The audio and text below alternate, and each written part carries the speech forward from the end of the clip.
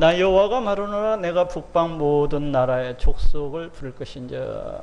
지금 이 시대는 이 에레미야 선지자가 소명을 받은 것이 BC 627년 요시야 왕 13년에 이제 소명을 받았지 않습니까? 지금 여기에서 말씀하고 있는 바로 이 본문도 에레미야가 소명을 받았던 바로 그 초창기 부분의 예언 같아요. 그래서 BC 627년 그 상관어경인 것 같습니다. 참 이것을 하기 전에 우리가 지난 시간에 우리 하나님께서 에레미야를 갖다가 부르시고 두 가지 환상을 보여주시는 것을 볼 수가 있었어요. 하나는 살구나무까지 환상, 또 하나는 끓는 가마가 북에서부터 이렇게 기울어져 있는 그런 환상을 볼 수가 있었는데 그 살구나무까지 환상은 단 한마디로서 표현을 하자면은 회복에 대한 메시지라고 할 수가 있습니다. 그리고 끓는 가마가 기울어진 환상은 심판에 대한 메시지라고 할 수가 있어요. 그래서 회복과 심판에 관한 그런 환상을 갖다가 동시에 보여줌으로 해서 앞으로 에레미야가 사역해 나가는 데 있어서 선포하게 되는 그 메시지들을 갖다 함축적으로 이렇게 보여주고 있는 것이라고 할 수가 있습니다. 우리 하나님께서 너는 내가 보여주는 대로 말하면 된다는 것입니다. 내가 네 입에 넣어주는 대로 너는 말하면 된다는 겁니다. 내가 너를 어디를 가게 하든지 너는 가서 말하면 된다는 겁니다. 그 어떤 선지자로서의 자신감을 갖다가 고취시켜주고 그 사역의 방향을 이렇게 알려주는 것을 이렇게 볼 수가 있어요. 이제 15절입니다. 나 여호와가 말하노라 내가 북방 모든 나라. 여기에서 북방 모든 나라고 하는 것은 지금 BC 627년 아수르 반니팔, 그러니까 아수르의 왕이었던 아수르 반니팔이 사망을 하면서 아수르가 급격히 세력이 쇠하여져 가고 있을 때 아수르 속국으로 있던 이제 바벨론이라는 나라가 세력을 갖다가 점점 힘을 갖다가 이렇게 키워오고 있는 때입니다. 그래서 여기서 내가 북방 모든 나라의 족속을 부를 것인즉, 이 말은 바벨론에 속한 모든 소민족들을 갖다가 이렇게 일컫는 말이라고 했어요. 즉 바벨론 군대는 여러 민족들로 해서 이렇게 북방의 여러 민족들로 해서 구성된 그런 군대라고 할 수가 있어요. 그래서 내가 북방 모든 나라의 족속을 부를 것인지, 지금 세상 역사를 갖다가 주관하시는 분이 누구이신가 하는 것을 바로 이 구절 속에서도 볼 수가 있습니다. 누가 부릅니까? 누가 일으킵니까? 바로 우리 하나님께서 부르시는 겁니다. 왜 불러요? 이스라엘 백성을 패역하고 범죄한 우리 하나님을 떠나서 우상 숭배하는 이 이스라엘을 갖다가 징계하기 위해서 지금 바벨론 그 나라를 갖다가 일으키시고 지금 부르시는 겁니다. 아수르라는 나라를 갖다가 누가 지금 망하게 하신 거예요? 우리 하나님께서 그렇게 하신 겁니다. 이 바벨론이라는 나라를 갖다가 불러서 이스라엘 백성들을 갖다 징계하시기 위해서 내가 북방 모든 나라의 족속을 부를 것인즉 그들이 와서 예루살렘 성문 어귀에 각기 자리를 정하고 그 사면성목과 유다 모든 성읍을 치리라.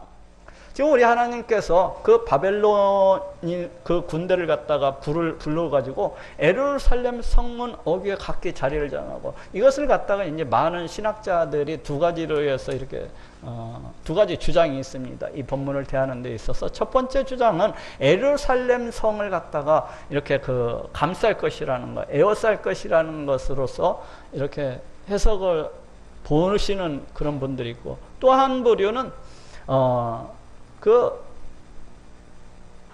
바벨론 군대가 와서 예루살렘을 갖다가 정복을 하고 그 예루살렘 사람들을 갖다가 피정복민들을 갖다가 재판을 하는 것을 볼 수가 있어요. 그러니까 결국 여기에서 앞에 그 관점에서 이 본문을 봐도 그렇고, 두 번째 관점에서 이 본문을 봐도 그렇고, 상당히 그 이스라엘 백성들 귀에 듣기는, 이 남유다 사람들이 귀에 듣기는 굉장히 기분 나쁜 얘기입니다. 왜? 자기네 나라 외국 군대가 와가지고 둘러싸고 자기들을 갖다 피정복민으로서 이제 그들이 와서 다 때려 부시고 너네들은 피정복민이 되어서 그 앞에서 재판을 받으리라는 그런 말씀이지 않습니까? 그러니까 얼마나 그 기분 나쁜 얘기입니까? 지금 우리 하나님께서 에레미야 선지자에게 들려주신 말씀이 그거예요. 성문 어귀에 각기 자리를 정하고 그 사면 성벽과 유다 모든 성읍을 치리라. 그러니까 예루살렘 성뿐만이 아니라 그 가나안 땅에 흩어져 있는 이 남유다에 속한 모든 그 성읍들을 갖다가 다 치게 될 것을 말씀을 하고 있습니다.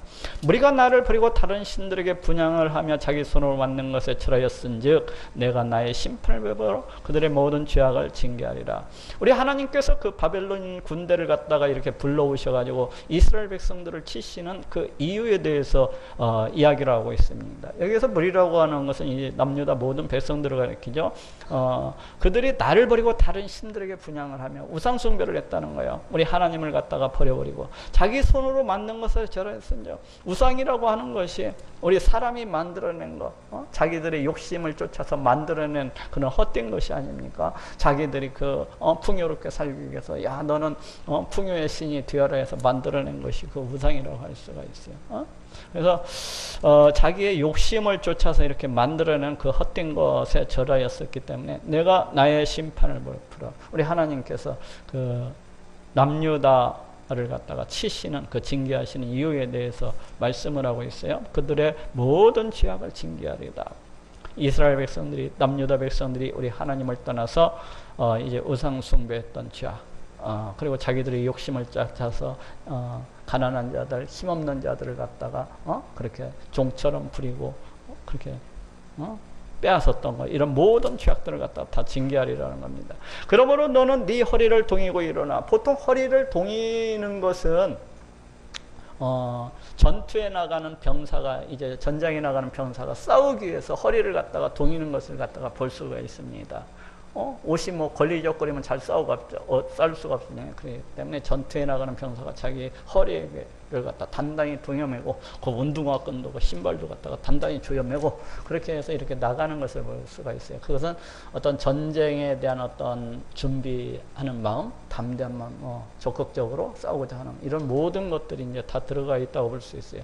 바로 전투에 나가듯이 그렇게 이제 동이고 일어나라는 겁니다. 에레미야한테 내가 네게 명한 바를 다 그들에게 구하라. 이스라엘 백성들, 그 남유다 백성들, 더 좁게는 이스라엘 백성들의 그 지도자들에게 구하라는 겁니다. 그들을 인하여서 두려워 말라.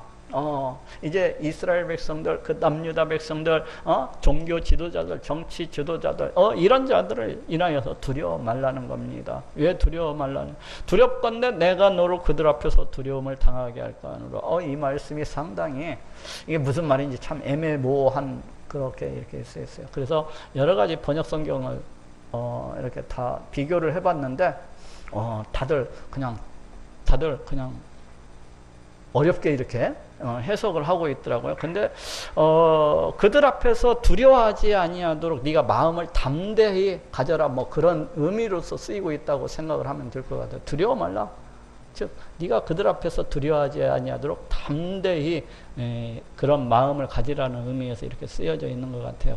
그렇지가 않다면은 네가 오히려 그들 앞에서 두려움을 가지고 쫓기게 될 것이라는 어떤 그런 마음, 의미를 가지고 있습니다. 보라, 내가 오늘날 너로 그 온 땅과 유대 왕들과 그 족장들과 그 제사장들과 그 땅 백성 앞에 견고한 성읍, 쇠기둥, 노성벽이 되게 하였은즉. 여기 보니까 내가 오늘날 너로 그 온 땅과, 지금 에레미야가 밖에 나가서 이제 백성들을 향하여서 우리 하나님의 말씀을 증거하게 될 것인데, 우리 하나님께서 그 길이 쉽지 않다는 것을 지금 미리 알려주고 계신 것을 볼 수 있어요. 그 온 땅과 유대 왕들, 온 땅에 있는 백성들, 그리고 그 왕들, 그리고 그 족장들, 심지어는 하나님의 일을 한다는 그 제사장들, 또 이런 모든 사람들이 지금 에레미야를 갖다가 대적하고 이렇게 하게 될 것을 갖다가 암시해 주고 있습니다. 그런데 그 땅 백성 앞에 견고한 성읍, 쇠기둥, 노성벽이 되게 하였은즉. 에레미야를 갖다가 우리 하나님께서 그 견고한 성읍, 쇠기둥, 노성벽처럼 늘 함께 하시고 지켜주시고 보호해 주실 것이라는 것을 지금 말을 하고 있습니다. 근데 여기 보니까 녹선벽이 되게 하였은즉 꼭 완료형으로서 이렇게 쓰여지고 있어요. 근데 구약 성경에서 우리가 이사야서 할 때에도 줄곧 이런 본문들을 많이 볼 수 있었는데, 주로 완료형은 그 문맥에 따라서는 미래 확신을 나타내는 경우가 굉장히 많습니다. 이 선지서들 속에서. 그래서 여기에서도 지금 아직 에레미야 선지자가 아직 이스라엘 백성들 앞에 나아가서 그 예언을 갖다가 선포하고 있는 것도 아닌데 여기 이미 되게 하였은즉 하고 이렇게 완료형으로서 이렇게 말씀을 하고 있는 것을 볼 수가 있어요. 이것은 반드시 그렇게 될 것이라는 것입니다. 네가 나가서 선포를 하게 되면 네 말씀에 따라서 순종하고 아이고 우리가 하나님께 돌아가자 죄를 범하였구나 하면서 회개하고 쫓아오는 것이 아니라 모두 다 들고 일어나서 너를 갖다가 대적하고 너를 갖다가 죽이려고 할 거라는 거예요. 우리 하나님께서 반드시 그렇게 되리라는 겁니다. 그런데 다행인 것은 염려하지 말라는 거예요. 내가 너와 함께해서 너를 갖다가 견고한 성, 세기든 녹성벽이 되게 하리라. 이 녹성벽, 그냥 돌로 세운 성벽도 얼마나 견고하고 단단합니까? 근데 녹성벽이 되게 하려면 그냥 창으로 찔러도 안 되고 칼로 때려 부셔도 안 되고 우리 하나님께서 늘 함께해서 견고한 그런 성벽과 같이 이렇게 지켜주실 것을 말씀을 하고 있습니다. 그들이 너를 치나 이기지 못하리니 이는 내가 너와 함께하여 너를 구원할 것임이니라 여호와의 말이니라. 앞으로 그렇게 될 것이지만 우리 하나님께서 에레미야 너하고 내가 함께해서 너를 반드시 지켜주고 보호하고 너를 갖다가 그 어떤 핍박으로부터 반드시 이렇게 구원해 주실 것이기 때문에 너는 걱정하지 말라는 것입니다. 여호와의 말씀이 내게 임하니라 이르시되, 이것도 이제 이 본문의 말씀이 어떤 에레미야의 어떤 개인적인 이런 생각 그런 것들이 아니라는 것입니다. 이것은 지금 에레미야가 선포하고 있는 이 기록을 하고 있는 이 모든 말씀들이 우리 하나님께서 주신 그런 말씀이라는 것입니다. 가서 예루살렘 거민의 귀에 외쳐 말할지니라. 이제 우리 하나님께서 에레미야 선지자 보고 가가지고 예루살렘 거민들에게 이제 말을 해라. 여호와께서 이같이 말씀하시기를 네 소년 때의 의와 네 결혼 때의 사랑 곧 씨 뿌리지 못하는 땅 광야에서 어떻게 나를 쫓았음을 내가 너를 위하여 기억하노라. 여기 보니까 네 소년 때 그리고 네 결혼 때라 그런 것은 서로 대꾸하는 이런 구절이라고 할 수가 있어요. 그래서 같은 때를 갖다가 서로 달리 이렇게 일컫고 있습니다. 즉 소년 때나 네 결혼 때는 거의 같은 시기를 갖다가 이렇게 일컫고 있는 말이에요. 이때는 언제인 거니? 이스라엘 백성들이 출애굽했을 때, 애굽 땅에서 막 나와왔을 때 바로 그때를 가리키는 용어입니다. 그리고 특별히 결혼 때라고 하는 것은 이스라엘 백성들이 이제 시내산에서 우리 하나님과 그 언약을 맺을 때를 갖다가 가리키고 있습니다. 그래서 우리 하나님은 마치 남편처럼, 이스라엘 백성들은 마치 그 신부처럼 서로 언약을 갖다가 맺고 있는 것을 볼 수가 있어요. 나는 너네들을 갖다가 지켜주고 보호할 것이다. 너네들은 내 말씀에 따라야 된다 하면서 서로 언약을 맺고 있는 것을 이렇게 볼 수가 있어요. 그럴 때의 사랑, 곧 씨 뿌리지 못하는 땅, 이 광야에서의 광야를 갖다가 일컫는 거예요. 씨 뿌리지 못하는 땅 광야에서 어떻게 나를 쫓았음을 내가 너를 위하여 기억하노라. 야, 우리 하나님은 이스라엘 백성들이 광야에서 우리 하나님을 뭐 제대로 섬겼습니까? 늘 원망하고 불평하고 우리 하나님을 거역해가지고 늘 혼나고 이래가지고 오죽했으면 광야 40년 길을 갖다가 그렇게 했잖아요.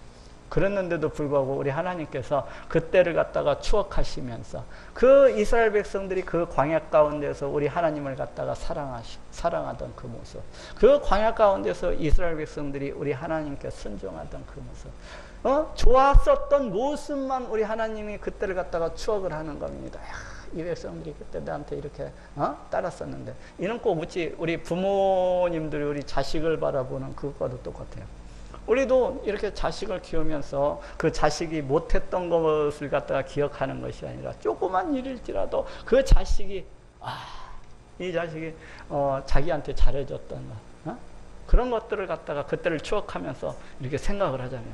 그러지 뭐 어떤 정신 나간 부모가 그 자식이 그 못했을 때만 기억하고 저놈의 새끼가 옛날에도 이렇게 나쁜 안 좋은 것만 기억하는 그런 부모가 있습니다. 그런 부모는 한 부모도 없어요. 한 사람도. 다 좋을 때만 기억을 하지.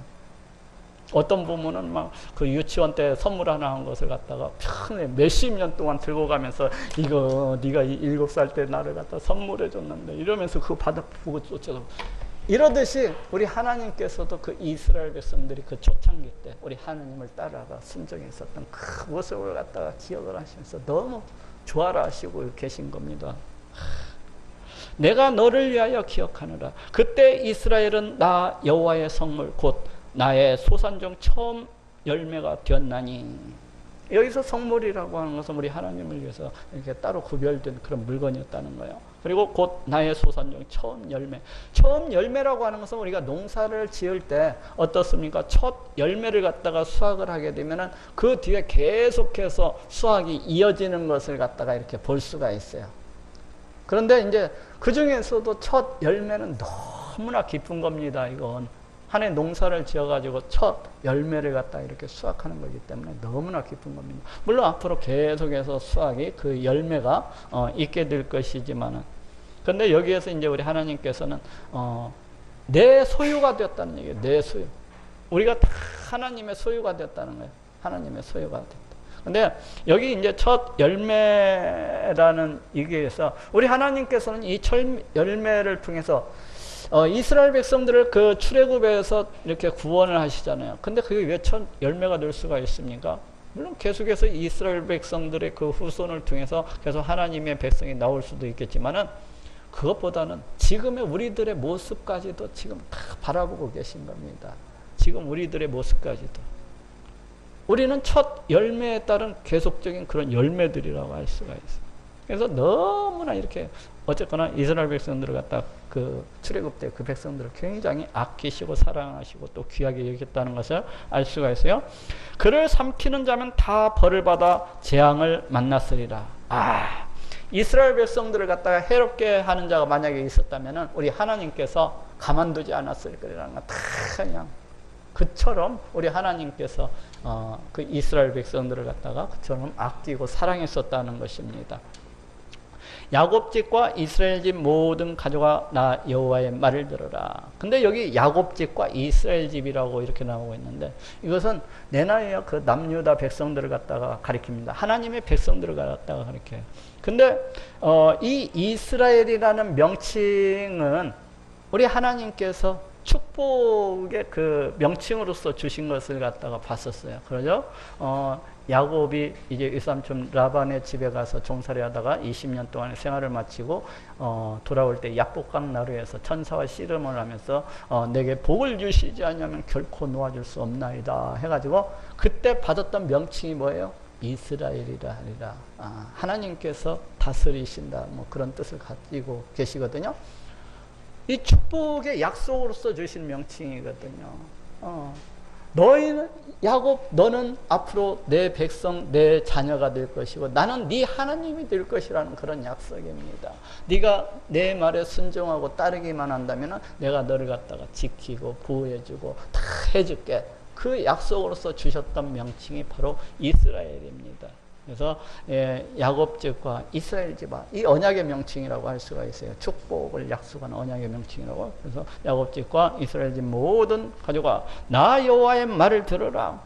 그러니까 우리 하나님께서 그 야곱에게 그 약속을 하셨잖아요. 내가 네 후손을 갖다가 복주고 또 복주시리라고 이렇게 약속을 하셨잖아요. 그것이 뭐예요? 이스라엘. 그래서 이제 그것을 갖다가 지금 상기시켜주고 있습니다. 야곱 집과 이스라엘 집 모든 가족아 나 여호와의 말을 들으라. 나 여호와가 이같이 말하노라. 너희 열조가 내게서 무슨 불의함을 보았건대. 너희 열조가, 너희 조상들이 내게서 도대체 무슨 내가 잘못한 것을 갖다가 보았건대 나를 멀리하고 허탄한 것을 따라서 나를 멀리하고 왜 허탄한 거, 우상을 따라서 헛되이 행하였느냐. 내가 도대체 너네들한테 뭘 잘못게 되길래 너네가 나를 떠나서 그 우상을 갖다가 그렇게 섬기고 따라갔느냐는 말입니다.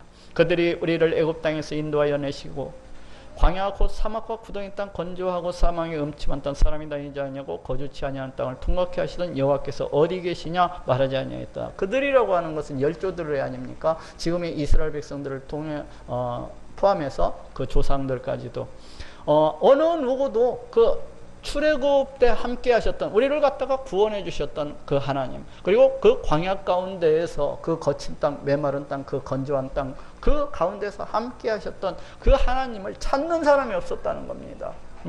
여호와께서 어디 계시냐 말하지 않는, 아무도 우리 하나님을 갖다가 찾지 않았다는 거예요. 그 하나님을 갖다가 참 어떻게 보면 참 배은망덕한 족속이라고 할 수가 있어요. 우리 하나님께서 그 애굽의 종살이에서 구원해 주셨고 또 그 광야 가운데에서 함께 해 주시고 많은 은혜를 베풀어 주셨건만은 그런 모든 것들을 다 잊어버리고 하나님을 찾지 않냐고 하나님을 버려버리고 오히려 우상 헛된 것을 갖다가 쫓아서 나아가는 그 이스라엘 백성들의 모습에 대해서 지금 책망하고 있는 것입니다. 내가 너희를 인도하여 기름진 땅에 들여 그 과실과 그 아름다운 것을 먹게 하였거늘. 우리 하나님께서 광야 가운데서 그렇게 머무르게 하신 것이 아니라 인도에서 기름진 땅, 원문에는 갈멜의 땅이라는 그런 것으로 되어 있거든요. 이건 갈멜산 인근이 굉장히 그 비옥한 그런 토지입니다. 그쪽에 가면은 이스라엘 하면은 흔히 메마른 땅, 비도 잘 오지 않는 땅하고 이렇게 생각하기 쉽지만은 갈멜산 그리고 저쪽 헬몬산 밑그루에서 그 갈릴리 바다 주변에는 엄청나게 땅이 비옥하더라고요. 물이 그 헬몬산에서 나오는 그 흘러내리는 물이 엄청나요. 그래갖고 그 물로 인해서 그 지역 일대가 굉장히 이렇게 비옥한 것을 볼 수가 있어요. 근데 바로 그런 땅에 들여서 그 과실과 그 아름다운 것을 먹게 하였거늘. 우리 하나님께서 이제 가는 땅에 들어가서 적과 꿀을 갖다가 먹게 해주신 거죠. 너희가 이리로 들어와서는 내 땅을 더럽히고 내 기업을 가증히 만들었으며. 이 가나안 땅을 우리 하나님께서 주셨는데 우리 하나님께서 주셨는데 이 가나안 땅에 들어서 우리 하나님께 감사하고 찬양하고 우리 하나님을 높이면서 우리 하나님을 의지하면서 그렇게 살아가야 됨에도 불구하고 그렇지 아니하고 오히려 우상 숭배를 통해서 우리 하나님의 땅을 갖다 더럽혔다는 겁니다. 오히려 우상 숭배를 통해서 하나님의 땅을 갖다가 가증히 여겼다는 것입니다. 여기 내 땅, 내 기업은 같은 의미로서 이렇게 쓰여지고 있어요. 제사장들은 여호와께서 어디 계시냐 하지 아니하며. 제사장들은 우리 하나님의 일을 하는 자들이 아닙니까? 그런데도 하나님의 일하는 그 종교 지도자들조차도 우리 하나님을 갖다가 찾지 아니했다는 거예요. 그 이스라엘 이 남유다가 얼마나 타락하고 우상 숭배로 전락을 했으면은 이 제사장들조차도 우리 하나님을 갖다가 찾지 아니했겠습니까? 법 잡은 자들이라고는 뭐 율법 학자들이라고도 볼 수가 있고 또 하나는 레위인들이라고 볼 수가 있어요. 성막에서 봉사하고 말씀을 연구하는. 그런데 이러한 자들조차도 우리 하나님에 대해서 알지 못한다는 거예요. 이렇게 하나님의 말씀을 갖다가 연구하고 그 하나님의 말씀을 가르쳐야 될 이 종교 지도자들이 우리 하나님에 대해서 알지 못했다는 거예요. 관리들도 나는 정치 지도자들도 우리 하나님에 대해서 이렇게 거역을 하고 선지자들은 바알의 이름으로 예언하고 무익한 것을 쫓았느니라. 심지어는 선지자들도 바알의 이름으로 예언을 하고 헛된 우상을 갖다 섬겼다는 거예요. 그러니까 여기 나오는 이 선지자들이라고 하는 것은 거짓 선지자들이라고 할 수 있겠죠. 자칭 선지자들, 자칭 선지자들이라고 할 수가 있어요. 이런 모든 그러니까 종교 지도자들, 정치 지도자들, 심지어 제사장, 선지자들 것 없이 이 남유다가 우상 숭배로 이렇게 썩어버린 우리 하나님께 완악하고 폐역한 그런 모습들을 갖다가 이렇게 볼 수가 있습니다.